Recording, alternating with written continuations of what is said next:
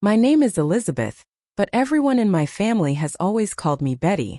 I grew up in the quiet town of Greenwood, New Jersey, where the streets are shaded by ancient oaks, and the old houses remind you of a time when life flowed more slowly. Our house stood in the very heart of the town, with a small porch and rose bushes that turned into a sea of flowers every spring. This place always seemed like an inviolable refuge to me. My mom was a woman with a soft voice and warm hands. I remember how she would wake me up every morning with the smell of freshly baked buns, and how her laughter filled our home. My dad was her complete opposite, stern and silent, but his presence always instilled a sense of security. Together, they created the home where I wanted to return every day after school. But the perfect picture began to crack when I was a teenager. I was only 15 when my mom got sick. It happened suddenly, like a thunderclap on a clear day. She started to weaken, and 3 months later she was gone. I couldn't believe it. Our home, which had always been so lively and warm, was filled with silence. Dad didn't cry, but I saw his eyes often lingering on the old portrait of Mom on the wall. After her death, an invisible wall appeared between me and my dad. We lived under the same roof, ate at the same table, but our conversations became rare, as if words could burn. In the evenings I would lock myself in my room, listening to him walking around the house like a ghost who couldn't find peace. The years went by and we learned to exist in this new reality. But everything changed when I graduated from school. Dad announced that he was getting married again. I froze when I heard the news. The new woman, Susan, seemed kind, with a light smile and a calm demeanor. Along with her came her son Josh, a year younger than me. It was strange. A stranger who suddenly became part of my life. In the first weeks I tried to avoid them. Josh was quiet, seemed withdrawn. Sometimes our gazes would meet across the dinner table, and I would catch myself thinking that he was staring too intently. I attributed it to his awkwardness, the same as mine. We both felt out of place. Susan tried to unite us into one family, organizing dinners and family evenings. But it felt forced, as if we were playing roles that didn't fit us. Dad and Susan would sit together, chatting about work, about plans for the summer, and Josh and I would sit silently opposite them, like accidental acquaintances seated together for a party. But soon I noticed that Josh would sometimes pick up food for me or linger in the kitchen when I was clearing the table. These were small gestures, insignificant, but for some reason they caught my attention. He was mysterious. I couldn't understand what was going on in his head, but I felt that he was watching me. And I, to my surprise, also began to watch him. One evening I was sitting on the porch reading a book. The sunset filled the street with warm light, and a gentle breeze rustled my hair. Josh came out of the house and, without saying a word, sat down next to me.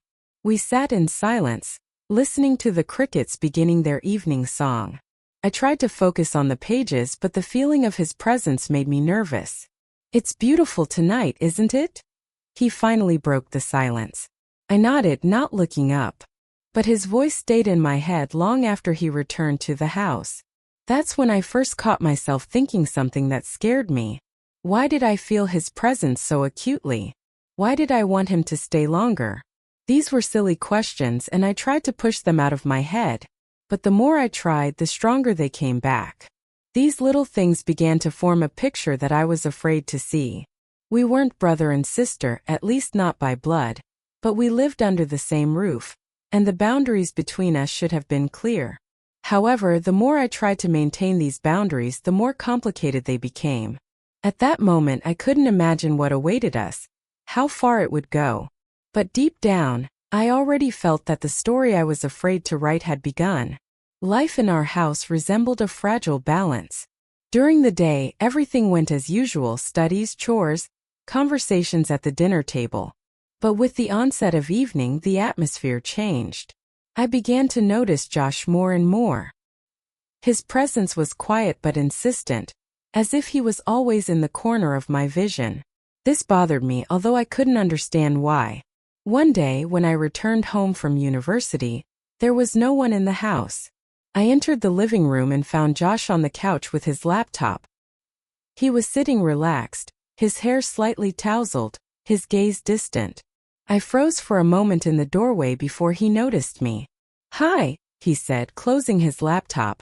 "How's it going?" "Not bad," I replied, trying to sound indifferent. I felt his gaze lingering on me a bit longer than necessary. "Want something to drink?" he suddenly offered, getting up. I was surprised but agreed. While he was busy in the kitchen, I stood by the window, watching the slowly setting sun. Josh returned with 2 glasses of lemonade and handed me one. "Thanks," I replied briefly, still avoiding his gaze. We sat across from each other, and the room filled with tense silence. Josh was the first to break it. "How do you like living here? Have you gotten used to it?" I sighed, shrugging. "I think so. Although, it's still strange." "For me too," he confessed. "But you make it easier." I looked at him, taken aback. His words sounded unexpectedly sincere, and I didn't know how to react. At that moment our gazes met. Something in his eyes made me feel warmth mixed with inexplicable fear. The next day everything seemed normal, but I couldn't get our conversation out of my head. In every word, every gesture of his, I now sought hidden meaning. It was absurd and I blamed myself for it. But despite all my attempts to convince myself otherwise, I found myself thinking about Josh more and more. Late one evening I woke up from a soft knock at the door. My heart skipped a beat. Who could it be? I got up, went to the door and cracked it open. Josh was standing on the threshold. His face was hidden in the half-light, but I immediately noticed how nervous he was. "Sorry to bother you," he began, but trailed off as if he didn't know how to continue. "What happened?" I whispered, afraid to wake Dad and Susan. "I just wanted to talk. You don't mind?" I hesitated but eventually nodded and gestured for him to come in. He sat on the edge of the bed, avoiding my gaze. I closed the door and sat on a chair opposite him. Silence filled the room, becoming almost tangible. "Sometimes I feel like I don't belong here," he said softly, finally looking up. "Why do you think that?" I asked, trying not to show my agitation. "Just, you and your dad, you're a real family. And Mom and we're just trying to fit in." I looked at him and tried to find words to comfort him. "That's not true. You are also part of this family. It just takes time." He nodded, but his gaze remained distant. We sat in silence for a few seconds, and I felt that strange tension between us again. It was like an electric current that couldn't be ignored. At one point he leaned forward, as if he wanted to say something but froze. His face was closer than I expected. "Thanks for listening," he finally exhaled, getting up. He left, leaving me alone with my thoughts. That night seemed long to me. I lay there, staring at the ceiling, listening to my heart beating faster than it should. A few days later, Susan asked Josh and me to help her unload the groceries. We carried the boxes into the house together. It was a mundane situation, but once our hands accidentally touched as we reached for the same box. It was a fleeting touch, but I felt a shiver run through my body. He also froze, his eyes meeting mine. "Sorry," he said softly, looking away. "It's okay," I replied, hoping he hadn't noticed my embarrassment. But after that, I couldn't get that moment out of my head. Josh started appearing nearby more and more often, and every time his presence made me feel strange. I saw something more than just friendliness in his gazes, but I couldn't say it out loud. Everything changed one Saturday evening. The parents had gone to dinner with friends, leaving us alone at home. We were sitting in the living room watching a movie. I tried to focus on the screen, but I felt his gaze penetrating every cell of my body. "Are you okay?" he suddenly asked. I nodded, trying to hide my inner tension. "Yes, of course." But he didn't look away. I felt my defenses crumbling. This moment seemed so ordinary, yet so filled with emotions. The room was warm, but the air seemed to be getting thicker. For the first time, I realized that there was something between us that couldn't be explained in words. The house was empty. The parents had gone to a neighboring city for a few days, leaving Josh and me alone. At first, this seemed familiar. He was in his room, I was in mine. We rarely crossed paths, and each of us was busy with our own things. But with the onset of the first evening, something changed. The feeling of the emptiness of the house, its silence, seemed to amplify the invisible tension between us. I was sitting in the living room, curled up in a chair with a cup of tea and a book. The TV was on, creating background noise. Josh entered the room holding a bowl of popcorn. His hair was slightly tousled, as if he had just gotten out of bed. "What are you watching?" he asked, sitting on the couch opposite me. "Just something in the background." I shrugged, not wanting to meet his gaze. But he kept looking and I felt it on my skin. "Want some company?" he offered, pointing to the movie that was just starting. I knew I should have refused, gone to my room, but for some reason I agreed. I sat on the couch, leaving enough space between us to avoid awkwardness. But even that distance felt tense. We watched the movie, occasionally exchanging a few words. It was a romantic drama and I tried to focus on the plot, but my thoughts were elsewhere. When the screen filled with a scene where the main characters confessed their feelings to each other, the room became especially quiet. I felt Josh moving closer, and only then did I notice that our initial distance had disappeared. His hand was on the back of the couch, just inches from my shoulder. I tried to pretend it didn't matter, but my body betrayed me. I straightened up tensely. "You're tense," he said suddenly, his voice low and calm. "Is everything okay?" I nodded, not taking my eyes off the screen. "Just tired. You can relax." His voice sounded so casual, but there was a strange depth in it that made me hold my breath. When the movie ended, we still sat in silence. I felt him turn to me. His gaze was so tangible that I couldn't stand it and turned my head. Our eyes met. At that moment, everything around us seemed to freeze. The sound of the TV, the soft light of the lamp, even the ticking of the clock. "Betty." His voice sounded soft, but there was a note of indecision in it. "You feel it too, don't you?" I wanted to say something in response, to deny, to leave, but instead I just looked at him. Inside me, a storm was raging. I knew what he meant. I felt it. And yet, fear and guilt screamed inside me, begging me not to let this happen. But he moved closer, so close that I felt the warmth of his breath. His hand, which he had initially placed hesitantly nearby, now gently touched my shoulder. I knew this was the moment when I should have stopped him, but instead I didn't move away. "This is wrong," I whispered, but my voice was almost silent. "Maybe," he replied, his voice quieter than a whisper. "But it's true." His lips touched mine and everything crumbled. This kiss was not what I expected. It wasn't impulsive or desperate. On the contrary, it was soft, almost gentle, as if he was afraid I would disappear if he was too hasty. I felt my heart pounding wildly in my chest, my body responding to this touch, despite all the arguments of reason. I don't remember how we ended up closer. Everything happened in slow motion.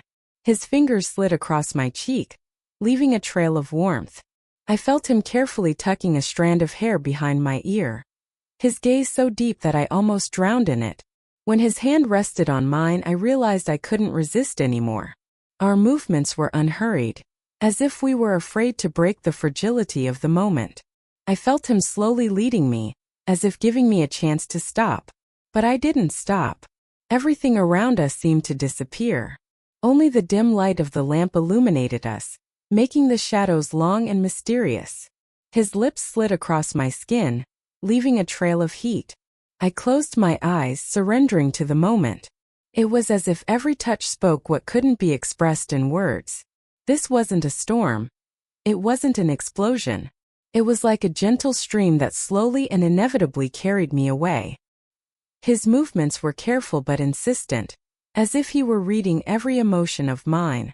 My body responded to his touches like a melody responding to music. It ended as quietly as it began. We lay side by side, breathing in unison. The silence in the room was now different, not tense but filled. I looked at the ceiling, feeling the realization wash over me.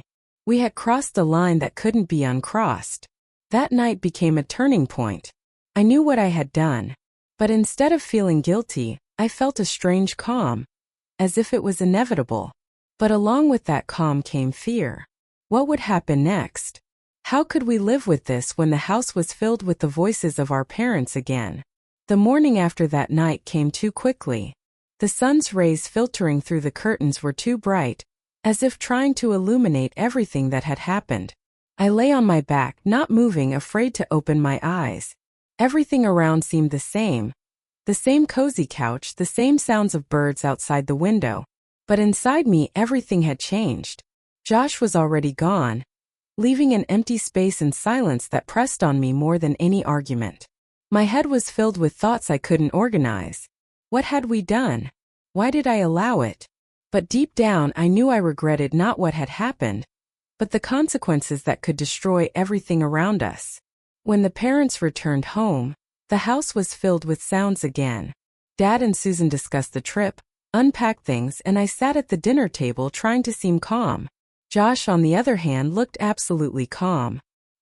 He sat, lazily rolling a spoon in his hand, as if nothing had happened. Every time our gazes met, I felt my heart beat faster. This was a silent secret that lived between us. I knew no one could guess what was hidden behind our calm faces, but it seemed to me that it was written on my forehead. Since then, everything has been like a double life. During the day, I tried to play the role of the ideal daughter, not giving any reason for suspicion. Josh was also himself, calm, a bit withdrawn, but nothing betrayed his true thoughts. But at night everything changed. As soon as the house fell silent, he would knock on my door. "Can I come in?" His voice was soft, but its sound made my heart stop. I opened the door and everything repeated itself. At first, these were short conversations, whispered so no one would hear. But each time we gave in more and more to this attraction that we couldn't control. Soon these conversations turned into stolen kisses, touches, and again, a night spent together trying to hide what shouldn't exist. These moments became our reality. Every day I woke up with a heavy heart, knowing I was living with this secret. But I couldn't stop. Josh was in every thought of mine, and the more I tried to distance myself, the stronger I was drawn to him. Sometimes he would linger in the kitchen a little longer than necessary, just to wait for me to come down. We found 1,000 little excuses to cross paths, even if it was just for a few seconds. And every time I felt his gaze burning through me. "You look too serious," he said one evening when we were alone in the living room. "You're one to talk," I retorted, but couldn't help smiling. He came closer and I felt my body tense. "I miss you. I can't pretend everything is normal." I looked at him, not knowing what to say. This was the truth, but I was afraid to admit it even to myself. One evening, when the parents went to visit friends, we were alone again. At the moment the door closed behind them, the tension became almost unbearable. We sat on the couch as before, but this time no one tried to pretend. "We can't go on like this," I began, but my words sounded unconvincing even to me. "Why?" His voice was soft but firm. "Are you afraid?" "Of course I'm afraid." I looked up at him. "This is wrong. If someone finds out." "No one will find out if we're careful." His confidence made me fall silent. I knew he was right, but that didn't make the situation any less dangerous. He leaned closer, and I felt his hands gently touch my shoulders. "Betty," he whispered, his voice almost pleading. "Tell me you want me to go, and I'll go." I was silent. My heart was beating so loudly that I was sure he could hear it. Instead of an answer, I closed my eyes, allowing myself to give in to what was inevitable. After that evening, I realized that we had crossed a line beyond which there was no return. We continued to meet secretly, stealthily. Every night, when the parents fell asleep, he would come to me, and we would spend hours in silence, whispering to each other what we could never say aloud. But along with these moments came a feeling of fear. I began to notice how Susan looked at us with a slight suspicion, how Dad sometimes asked strange questions about how we were getting along. I knew that the boundaries of our secret were becoming too thin, and although we tried to be careful, I couldn't shake the feeling that someone might already suspect something. Every time I looked at my parents, I felt guilt wash over me. But this guilt was nothing compared to what I felt when I looked at Josh. I knew I had to stop this, but I couldn't. My heart refused to listen to reason. This secret began to eat me up from the inside. And I understood that one day all this had to end, but I was afraid of what would follow. Life went on, but the weight of our secret became harder and harder to hide. Every glance, every accidental smile between me and Josh seemed too bright, too revealing. We both knew we were playing a dangerous game, but neither of us wanted to stop. Instead, we sought solace in stolen moments, in quiet nights when the house was silent. I began to notice that Susan was becoming more attentive. Her eyes lingered on me a little longer than necessary when Josh and I crossed paths in the kitchen. One day during dinner, she unexpectedly turned to me and Josh. "You two seem to be getting closer. That's good. After all, you're family." My face flushed, but I tried to keep my composure. "Yes, we get along," I replied, trying to sound casual. Josh, sitting opposite, only briefly smiled, not looking up. I knew Susan didn't suspect anything, but her words hit harder than I expected. They reminded me that we couldn't allow ourselves such closeness. It was a thin line between family care and something much deeper and more dangerous. One evening, when the parents were out, we were alone again. This was the moment we had been waiting for, but that evening I felt different. Something inside me screamed that we had gone too far. We sat on the couch as before, but now a tense silence reigned between us. "We can't keep doing this," I suddenly said, breaking the silence. My words sounded harsh, but I knew they were necessary. Josh looked at me, his face surprised but calm. "Why are you saying this? We've already gone so far, Betty." "That's exactly why. The further we go, the more painful it will be when it ends." He didn't answer right away.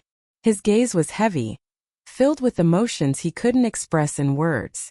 "Do you really want this to end?" His voice was soft but filled with tense sincerity. I looked at him and tears filled my eyes.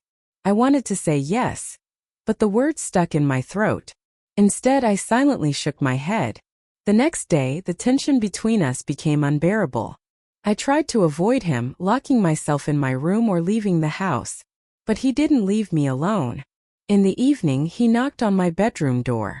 "We need to talk," he said, standing in the doorway.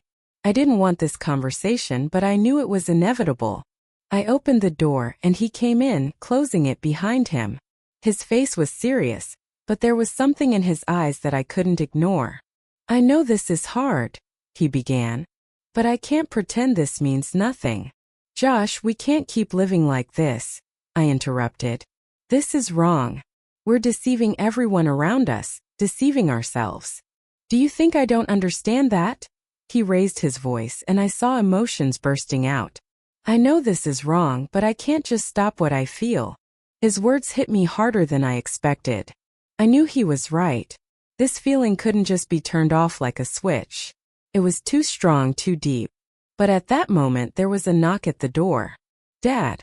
I flinched and Josh stepped back, his face instantly taking on a calm expression. "Is everything okay?" Dad asked from outside.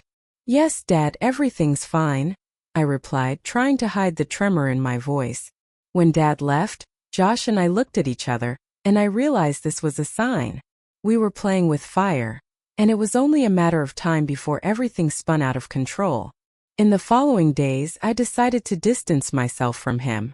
I found excuses to avoid being home, staying at the university until late, meeting with friends. But this only intensified his desire to talk to me. He would come to my room when the parents were asleep, but I refused to open the door. "Betty, please don't ignore me," he whispered from behind the door. "You know I just want to talk." I sat on the bed, clenching my fists, trying to keep myself from letting him in. I knew that if this continued, we would destroy not only each other but also our families. One evening, when I came home later than usual, I saw Susan and Dad sitting in the living room, discussing something serious. Their voices were hushed but tense. "Are you sure?" I heard Dad's voice. "I don't know, maybe I'm just imagining it," Susan replied. "But it seems to me that something is happening between them." I froze in the hallway, my feet seemingly rooted to the floor. My heart was pounding wildly in my chest. "They suspect." This thought pierced me like lightning. Everything we tried to hide was starting to come out. I quietly went upstairs, avoiding their gazes. That night I lay awake for a long time, realizing that our secret was no longer protected. Josh knocked on my door, but I didn't answer.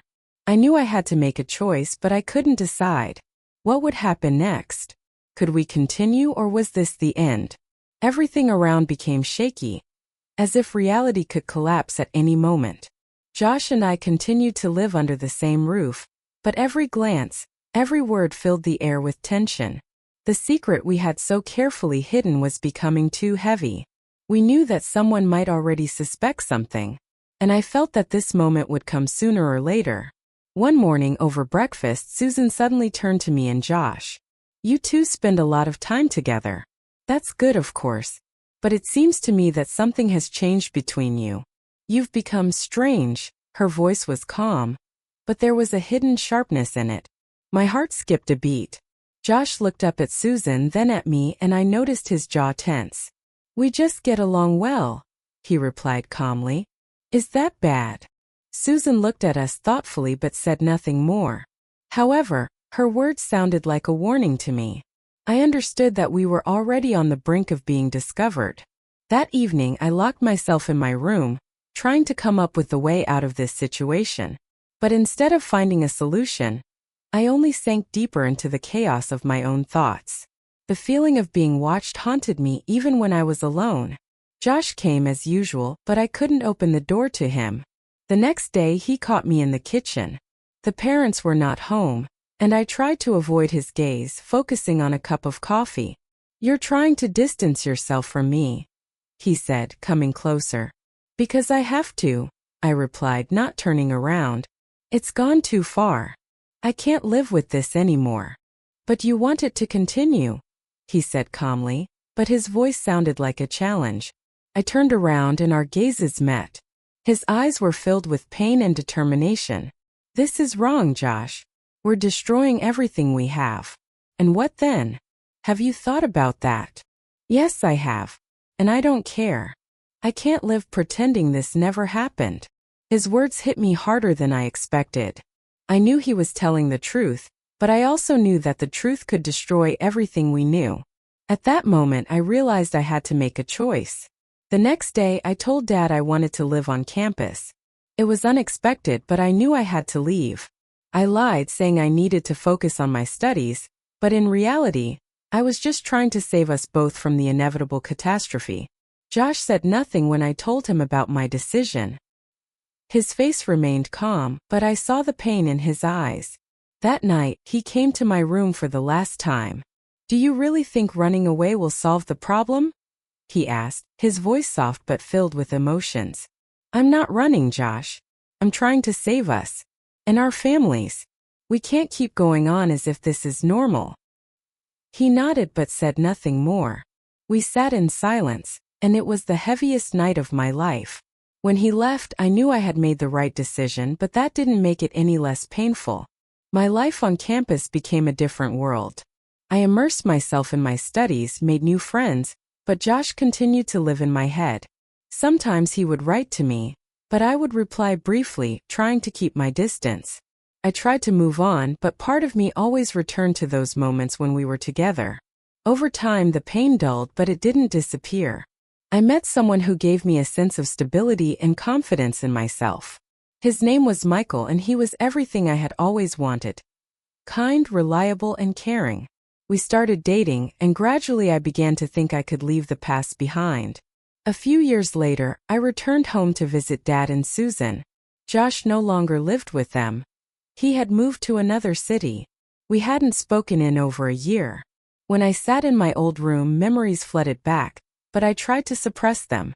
Susan mentioned that Josh rarely calls but always asks about me. I didn't know how to react to that. My past was still with me like a shadow I couldn't shake off. Now I am married to Michael, we have a child, and my life is filled with joy. But sometimes when silence falls, I hear Josh's voice again, see his face again. These moments return like an echo, reminding me of what I did and what I left behind. I live with this secret. Michael doesn't know and probably never will. I have convinced myself that it's right to leave the past in the past. But sometimes when he looks at me with that sincerity that made me fall in love with him, I feel guilt rising within me like a dark wave. I wonder, should I tell him the truth? Or is it better to let this secret die with me? I know the decision is mine alone, but every night, lying in the darkness, I continue to ask myself this question.